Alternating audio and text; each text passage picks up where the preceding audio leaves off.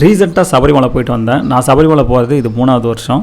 So இந்த வாட்டி நான் சபரிமலை போயிருந்த ஒரு அனுபவம் வந்து எப்படி இருந்தது, இங்கே போனோன்னா எவ்வளோ செலவாகும், பயணத்திட்டம், இந்த விஷயம்லாம் தான் நான் உங்களுக்கு சொல்ல போகிறேன். ஸோ வீடியோவை எங்கள் கூட நீங்களும் சேர்ந்து பாருங்கள். ஆப்வியஸ்லி டிசம்பர் 29 அன்றைக்கி நான் வந்து வீட்டிலேருந்து கிளம்பிட்டேங்க. டிசம்பர் 30 சாயங்காலம் 7 மணி போல் சபரிமலையில் வந்து எங்களுக்கு வந்து ஸ்லாட் கொடுத்துருந்தாங்க. ஸோ என் பையன் கூட நான் கிளம்பிட்டேன். ஸோ என் பொண்ணு வந்து மாலை போடல, என் பையனும் நானும் கிளம்பிட்டோம். எங்கள் வீடு அனகாபுத்தூரில் தான் இருக்குது. பட் நான் எங்கேருந்து இருமுடி கட்ட போகிறேன்னா கந்தஞ்சாவடியில் இருக்க எங்கள் அண்ணன் வீட்டில் தான். ஸோ கந்தஞ்சாவடியும் சென்னையில் தான் இருக்குது. ஸோ கந்தஞ்சாவடியில் இருக்க முத்துமாரியம்மன் கோயிலுக்கு போயிட்டோம். எங்கள் அண்ணன் வீட்டுக்கு போயிட்டு இருமுடி கட்டுறாங்க பாருங்கள். ஸோ இருமுடிலாம் கட்டிட்டு ஸோ அன்றைக்கி 29ஆம் தேதி அன்றைக்கி சாயங்காலம் ஒரு 3 மணி போல் கிளம்பணுங்க. ஸோ பார்க்குறீங்க இல்லையா, இவர் தான் எங்கள் அண்ணன், இவர் தான் எங்களோட குருசாமியும் கூட. நீங்கள் சபரிமலை போகணுன்னு முடிவு பண்ணிட்டீங்கன்னா மற்ற ப்ராசஸ்லாம் கூட ஈஸி. பட் சபரிமலையில் போய்ட்டு நீங்கள் டிக்கெட் வாங்குற ப்ராசஸ் மட்டும் எடுக்காதீங்க. அதுக்கு பதிலாக சபரிமலைக்குன்ட்டே தனியாக ஒரு வெப்சைட் இருக்குது. அந்த வெப்சைட்டில் உங்களோட ஜிமெயில் ஐடி அப்புறமா பாஸ்வேர்டு வந்து நீங்களாக செட் பண்ணிவிட்டு அங்கே போய்ட்டு ஒரே ஒரு யூசர் ஐடியில் மட்டுமே வந்து ஒரு 5 பேருக்கு வந்து நீங்கள் டிக்கெட் புக் பண்ண முடியும். ஸோ உங்களோட நெசசிட்டிக்கு ஏற்ற மாதிரி டிக்கெட் புக் பண்ணிங்க. நாங்கள் மொத்தம் 17 பேர் போனோம். ஸோ போகிற வழியில் வந்து இது டீ கடை. இன்னும் நாங்கள் சபரிமலைலாம் ரீச் ஆகலை, தமிழ்நாட்டில் தான் இருக்கோம். ஸோ கிளம்பி ஒரு 6 மணி நேரம் இருக்கும். நம்ம குரூப்பை பொறுத்தவரையிலும் எதுனா ஒரு 2-3 மணி நேரத்துக்காச்சும் ஒரு டீ கடையில் நின்று டீ குடிச்சிட்டு போனால் தான் வந்து கரெக்டாக இருக்கும். ஸோ இந்த இடமும் ரொம்ப நல்லா இருந்ததுங்க. கருப்பட்டி ஷாப்பில் தான் நிறுத்தினோம். ஒரு டீயை போட்டு அங்கேயே தோசை இதெல்லாம் இருந்தது, அதையும் சாப்பிட்டு கிளம்புனோங்க. ஸோ இந்த சபரிமலை பயணத்தில் வந்து ரொம்ப சிறப்பான விஷயம் என்னென்னா, எங்கள் அண்ணன் பசங்க, நான், இவங்க எல்லாருமே வந்து இந்த சபரிமலை பயணத்தில் வந்து போனோம். ஸோ இவங்கெல்லாம் வந்து கன்னிசாமி. ஸோ கன்னிசாமிங்க கூட வரும்போது எடுத்த உடனே நம்ம வந்து நிலக்கல் போயிட்டு அங்கேருந்து பம்பா போகிற ப்ராசஸ்லாம் இறங்கக்கூடாது. நாங்கள் சின்ன பாதையில் தான் போகிறோம். நான் சின்ன பாதையில் போகிறதுக்கான ப்ராசஸ் சொல்லிட்டு இருக்கேன். ஸோ சின்ன பாதையில் போகிறதுக்கு முன்னாடி நீங்கள் வந்து ஃபஸ்ட்டு எரிமேலி போயிடணும். எரிமேலி போயிட்டு அங்கே வந்து பாபர் கோயிலெலாம் இருக்கும், அங்கேயும் ஐயப்பன் கோயிலெலாம் இருக்கும். அங்கே போயிட்டு பேட்டை துள்ளல் இந்த விஷயம்லாம் பண்ணிவிட்டு அதுக்கப்புறமா தான் வந்து நீங்கள் நிலக்கல் போயிட்டு, நிலக்கல்லேருந்து டேரெக்டாக நீங்கள் என்ன வண்டியில் போனீங்கனாலும் விட மாட்டாங்க. அங்கேருந்து நீங்கள் கேரளா கவர்மெண்ட் பஸ்லேருந்து தான் போயே ஆகணும். ஸோ ஒருத்தருக்கு அங்கே ஆகக்கூடிய டிக்கெட் வந்து 56 ரூபா, 56 ருபீஸ். ஸோ இப்போ எங்கே கரெக்டாக இருக்குன்ட்டு எனக்கும் தெரில. ஆனால் கேரளா ரீச் ஆகிட்டோம். ஸோ இங்கேருந்து நம்ம போக வேண்டிய எரிமேலி வந்து மேக்ஸிமம் வந்து ஒரு 30 மினிட்ஸில் போயிடலாம் அப்படின்ற மாதிரி டிரைவர் என்ன சொன்னார். ஸோ இங்கேயும் ஒரு டீயை போட்டு அதுக்கப்புறமா கொஞ்சம் அதிகாலை போல் இருந்தது, ரொம்ப அழகாக இருந்தது. கேரளானாலே ஒரு பாசிட்டிவ் வைப் தாங்க. உண்மையாகவே எத்தனையோ இடத்துக்கு போனாலும் வந்து கேரளாவுக்கு போகும்போது அந்த பச்சை பசுமையான ஒரு இடத்த பார்க்கும்போது ஒரு தனி சந்தோஷம் தான். ஸோ போகிற வழியிலெல்லாம் நிறைய அண்ணாச்சி தோட்டங்க, நிறைய இடத்துல வந்து அண்ணாச்சியை வந்து சாகுபடி பண்ணியிருந்தாங்க. அதெல்லாம் பார்க்குறதுக்கு ரொம்ப சூப்பராக இருந்தது. ஸோ ஒரு வழியாக நாங்கள் எரிமேலி வந்து ரீச் ஆகிட்டோம். எரிமேலி ரீச் ஆனதுக்கு அப்புறமா வந்து அங்கேயே வந்து பார்க்கிங் ஃபெசிலிட்டி, கடை இதெல்லாமே நிறையவே இருக்குங்க. ஸோ நாங்கள் ரீச் ஆகிட்டதுக்கப்புறம் ஃபஸ்ட்டு விஷயம் வந்து பாத்ரூமை தேடினோம். ஸோ பாத்ரூம்லாம் சுற்றி நிறையவே இருந்தது, நீட் அண்ட் க்ளீனாகவும் இருந்தது. நம்ம குரூப்லேயே வந்து 5 கன்னிசாமிங்க, 7 சின்ன பசங்க, 10 அடல்ட்ஸ் வேறு. ஸோ மொத்தமாக வந்து 17 பேர். வண்டியே வந்து பவர் பேக்டாக தான் இருந்ததுன்னு சொல்லலாம்.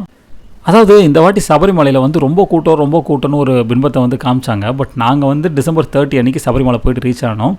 ஒன்றும் பெரிய கூட்டம்லாம் இல்லைங்க, கூட்டமே ரொம்ப கம்மி தான். அந்த குறைவான கூட்டத்தையே வந்து ரொம்ப நேரம் அப்படியே ஒரே இடத்துல நிற்க வச்சு கிட்டத்தட்ட 12-18 மணி நேரம் சாமியை பார்க்கறதுக்கு ஆகினாங்க. ஸோ கிட்டத்தட்ட வந்து 18 மணி நேரம் பெரியவங்க, குழந்தைங்க, இவங்க எல்லாருமே வெயிட் பண்ணுறாங்க. ஒரு பர்டிகுலர் இடத்துக்கு மேலே போகும்போது நீங்கள் சாமியை பார்க்குறதுக்கு வந்து இந்த சரங்குத்தியெல்லாம் தாண்டிட்டிங்கன்னா வந்து ஒரு பர்டிகுலர் ஷெட்டுக்குள்ளே போயிடுவீங்க. அங்கே பாத்ரூமும் இருக்காது, தண்ணி வசதியும் இருக்காது. ஸோ குழந்தைங்களை ரொம்ப நேரமாக அடைச்சிட்டாங்கன்னே சொல்லலாம். இப்போ நீங்கள் பார்த்துட்ருங்க இந்த இடம் தான் வந்து எரிமேலி, அதாவது கன்னிசாமிங்களுக்கு பேட்டை துள்ளுறதுக்காக இங்கே வந்திருக்கோம்.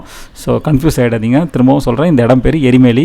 ஸோ இங்கே இருக்கக்கூடிய பாத்ரூம் ஃபெசிலிட்டிஸ் இதெல்லாம் யூஸ் பண்ணிவிட்டு கன்னிசாமிகளை கூப்பிட்டு பேட்டை துள்ளுறதுக்கு வந்து கிளம்பியாச்சு. ஸோ பேட்டை துள்ளுறதுக்கு முன்னாடி ஆப்வியஸ்லி அவங்களுக்கு கலர் பவுடர் இதெல்லாம் வந்து பூசணும்னு சொன்னோம் இல்லையா.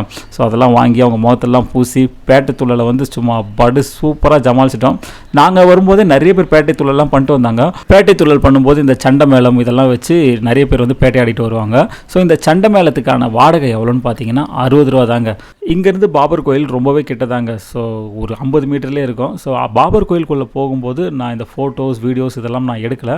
பொதுவாக அந்த மாதிரி டைமில் வந்து நான் ரொம்ப ஒரு நல்ல வைப்பில் இருப்பேன். அந்த மாதிரி டைமில் நான் ஃபோட்டோ வந்து சாமி எடுக்கிறது இந்த மாதிரி விஷயங்கள்லாம் வந்து அவாய்ட் பண்ணிவிடுவேன். நீங்களே அந்த விஷயத்தை லைவில் போயிட்டு எக்ஸ்பீரியன்ஸ் பண்ணுங்கள், அது ரொம்பவே நல்லாயிருக்கும். ஸோ நம்ம பசங்கள்லாம் பேட்டையாட ஆரம்பிச்சிட்டாங்க பாருங்கள். ஸோ சண்டை மேளம் வச்சு நம்ம ஆளுங்கள்லாம் வந்து பேட்டையாட்டு வராங்க.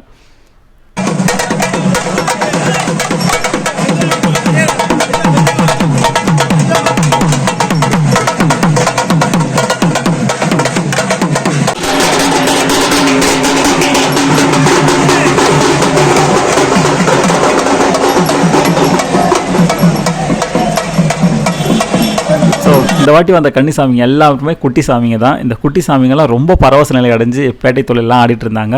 ஸோ அந்த இடத்துலேயே வந்து புலி பொம்மை இதை மாதிரிலாம் போட்டு ஃபோட்டோ ஸ்டூடியோஸ்லாம் நிறைய இருக்கும். ஸோ கன்னிசாமிங்க குழந்தைங்க இது மாதிரிலாம் வரும்போது நிறைய பேர் இந்த புலி மேலே உட்கார்ற மாதிரி வில் எடுத்து விடுற மாதிரி உள்ள ஃபோட்டோஸ்லாம் எடுத்துப்பாங்க. ஸோ ஆப்வியஸ்லி அந்த மாதிரி ஃபோட்டோஸ்லாம் எடுத்துக்கிட்டு அங்கேயே இன்னும் ஒரு ஐயப்பன் கோயில் இருக்குங்க. அந்த ஐயப்பன் கோயிலாண்ட கண்டிப்பாக குளிக்கணும். நிறைய பேர் குளிக்காமலே போயிடுவாங்க. ஸோ அந்த எரிமலையில் இருக்கக்கூடிய அந்த கோவில் இந்த பர்டிகுலர் கோயிலுக்குள்ளே நீங்கள் போகும்போது அங்கேயே குளிக்கிறதுக்கான ஃபெசிலிட்டிஸ்லாம் நிறையவே இருக்கும். ஸோ பம்பா நதி மாதிரி செட்டப்லாம் இருக்கும்.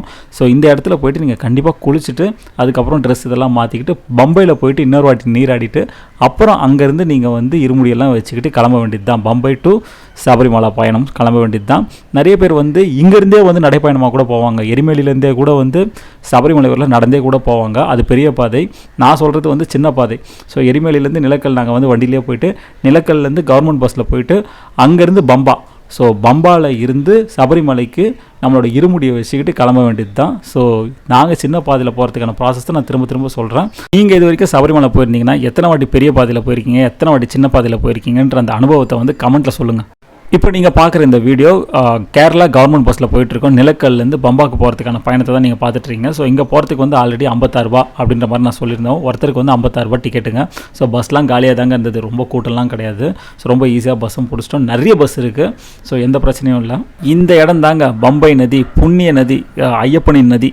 ஸோ இந்த நதியில் வந்து நீராடிட்டு அதுக்கப்புறமா வந்து இருமுடி எடுத்து தலையில் வச்சுட்டு ஐயப்பனை பார்க்க கிளம்பிகிட்டே இருக்க வேண்டியது தான். நீங்களே பாருங்கள், கூட்டம்லாம் ஒன்றும் பெருசாக இல்லைங்க. நிறைய வாட்டி வந்து இந்த இடத்துலேருந்தே க்யூ வந்து ஃபார்ம் ஆகிடுங்க. ஸோ இந்த வாட்டி அப்படி கூட எதுவுமே கிடையாதுங்க. ஸோ நிறைய பேர் ஏன் இதை ரொம்ப அதிகமாக ப்ரொஜெக்ட் பண்ணாங்கன்னு தெரில. இந்த வாட்டி நிச்சயமாக ரொம்ப ரொம்ப ரொம்ப போர் மேனேஜ்மெண்ட்னே சொல்லுவேன். ஏன்னா இப்போ ரொம்ப ஈஸியாக விட வேண்டிய ஆளுங்களே ரொம்ப ரொம்ப ரொம்ப நெருக்கி விட்டாங்க. உண்மையாகவே ரொம்ப பேட் எக்ஸ்பீரியன்ஸாகவே இருந்தது. வந்த குழந்தைங்க பெரியவங்க ஏன் இளைஞர்கள் கூட வந்துட்டாங்கன்ட்டே சொல்லுவேன். இப்படி பண்ணியிருக்க வேணாம். ஏன்னா எல்லா பக்தர்களும் வந்து அதுவும் வேறு ஸ்டேட்லேருந்து வராங்க. அவங்கள வந்து இப்படி நெருக்கி பிழிஞ்சு அவங்கள ரொம்ப காயப்படுத்தி அனுப்புறதுலாம் வந்து நிச்சயமான உடன்பாடு இல்லை. இது வந்து உண்மையாகவே கூட்டத்தினால நடந்தது தான் நான் ஒத்துப்பேங்க. பட் கூட்டமே கிடையாதுங்க. ஒவ்வொரு கூட்டத்தையும் வந்து வேணும்ட்டே வந்து ஒரு 12 18 மணி நேரம் போட்டு அதுக்கப்புறம் சாமியை பாருன்ட்டு ஒரு வேணும்ட்டே பண்ண ஒரு விஷயம் வந்து நல்லாவே தெரிஞ்சுதுங்க. என்ன பிரச்சனைன்னு எக்ஸாக்டாக தெரில. தேவஸ்தானத்துக்கும் கவர்மெண்ட்டுக்கும் ஒரு பிரச்சனை. பட் அவங்க 2 பேருக்கும் இருக்கிற பிரச்சனையில் வந்து மாட்டிக்கிட்டு முழிச்சது பக்தர்கள் தாங்க. பக்தர்களை ரொம்ப நெருக்கி பிழிஞ்சு எடுத்துட்டாங்க. குழந்தைங்க பெரியவங்க ஏன் ஒரு ஒர்ஸ்டான விஷயம்னா ஃபிசிக்கலி சேலஞ்சு பர்சன்ஸ் கூட வந்து ஒரு கூட்டத்தில் மாட்டிக்கிட்டு தாங்க போனாங்க. அவங்கள கூட வந்து ஒரு ப்ராப்பரான லைனில் வந்து நீங்கள் அனுப்பலை.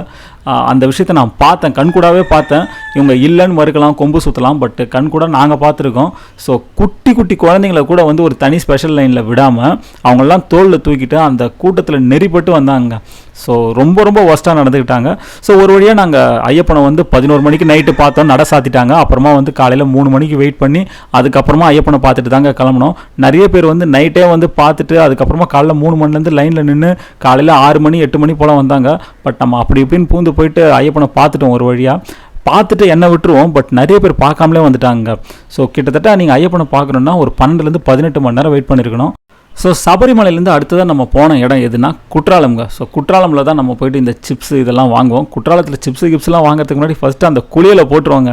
ஸோ இந்த இடத்துல தான் குளித்தோம். பம்பை நதியும் சரி குற்றாலம் நதியும் சரி ரொம்ப மருத்துவ குணம் வாய்ந்த ஒரு நீர்.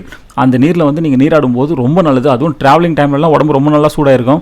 அந்த பர்டிகுலர் இடத்துல போய்ட்டு நீங்கள் குளிக்கும் போது ஒரு ஃப்ரீசர் தண்ணியை விட மோசங்க. ஃப்ரீசர் தண்ணியே தோற்றுரும். அந்த மாதிரி ஒரு செம்ம குளிர்ச்சியாக இருந்தது. அந்த தண்ணியில் தாங்க நாங்கள் குளித்தோம். ஸோ குளிச்சுட்டு அதுக்கப்புறம் ஃப்ரெஷ்ஷப் ஆகிட்டு குற்றாலமில் போய்ட்டு கிப்ஸ்லாம் வாங்கிட்டோங்க. அங்கெல்லாம் 1 கிலோ சிப்ஸு 150 ரூபாலேருந்து 200 ரூபாய்க்கே கிடைக்கும். இங்கே சென்னையில் இதெல்லாம் வந்து நீங்கள் பார்த்தீங்கன்னா 1 கிலோ சிப்ஸ் வந்து 400 ரூபா இருக்குங்க. நான் நேந்திரன் சிப்ஸை தான் சொல்கிறேன். ஸோ அதுக்கப்புறமா அங்கேருந்து எங்கே போனோம்னா பழனி அன்றைக்கி நாங்கள் போகும்போது January 1 அதாவது புத்தாண்டை வந்து நாங்கள் பழனியில் தான் கொண்டாடினோம். ஸோ காலையில் ஒரு 2 மணி போல் ரீச் ஆனோம். இங்கே இருக்கிற குளிக்கும் இடத்துல வந்து ஒருத்தருக்கு வந்து 30லேருந்து 40 நம்ம சார்ஜ் பண்ணாங்க. ஸோ சுடு தண்ணியும் இருக்குது. சுடு தண்ணிக்கு வந்து ஒரு 10 ரூபாய் எக்ஸ்ட்ரா ஆகுதுங்க. ஏற்கனவே சபரிமலையில் வந்து ரொம்ப நேரம் இருந்து சாமியை பார்த்தா பழனியில் எப்படி பார்க்க போகிறோம், இங்கேயும் ரொம்ப டைம் எடுக்க போதும் அப்படின்னு நான் பயந்துட்டு இருந்தேன். பட் எது எப்படியோ அங்கே பழனியில் வந்து கிட்டத்தட்ட ஒரு நாங்கள் இந்த வாட்டி ப்ரிஃபர் பண்ணி போனது வந்து 200 ரூபாய் டிக்கெட்டுங்க. ஸோ கிட்டத்தட்ட 1.5 மணி நேரம் நின்னோம். அந்த 1.5 மணி நேரத்தில் சாமியை பார்த்துட்டு வெளில வந்துட்டோங்க. சரியான கூட்டம். கிட்டத்தட்ட கிட்டத்தட்ட ஒரு 20,000 30,000 பேராச்சும் இருந்திருப்பாங்க. இருந்தாலும் ப்ராப்பராக ஆர்கனைஸ் பண்ணி ஒரு கிட்டத்தட்ட ஒரு 1.5 மணி நேரத்துலேயே வந்து நாங்கள் சாமியை பார்த்துட்டோம். ₹100 டிக்கெட் ஏன் ஃப்ரீ தர்ஷனில் போனவங்க கூட மேக்ஸிமம் 3 ஹவர்ஸில் வந்து சாமியை பார்த்துட்டு வந்துட்டாங்க. ஸோ வெல் ஆர்கனைஸ்டாக இருந்தது.